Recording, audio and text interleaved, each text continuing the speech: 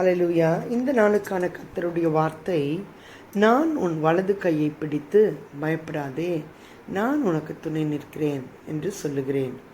ஏசாயா 41:13.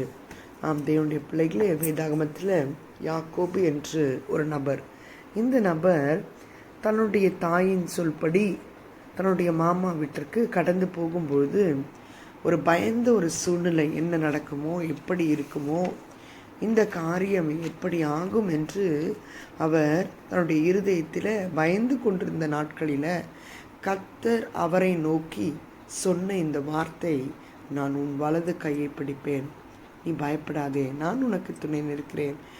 நீங்கள் கூட இந்த நாளில் செய்கின்ற காரியத்தை குறித்து பயந்து கொண்டிருக்கிறீர்களா?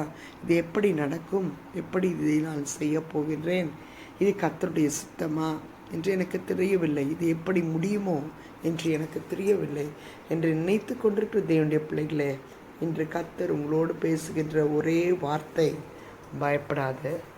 சும்மா சொல்கிறதில்ல, வலது கையை பிடித்து என்று சொல்லுகின்றார். வலது கையை பிடிக்கும் பொழுது ஒரு பலன், கர்த்தர் என்னோடு இருக்கிறார் என்று ஒரு கம்ஃபர்ட்னஸ், ஒரு கான்ஃபிடென்ஸ் கிடைக்கின்றது. அதோடு மாத்திரம் இல்லாமல் உன் கையை மாத்திரம் நான் பிடிக்கிறதில்ல, நான் சொல்கிறேன், நானே உனக்கு துணை நிற்கிறேன் என்று தேவன் சொல்கிறார்.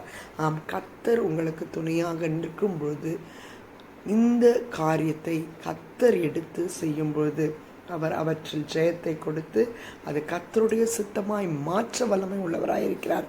ஆமென். அவரை விசுவாசிப்போம். கர்த்தருடைய சித்தத்தை நம்முடைய வாழ்க்கையில செய்ய கர்த்தர் பெரிய காரியம் செய்வாராக. ஆமென். God bless you.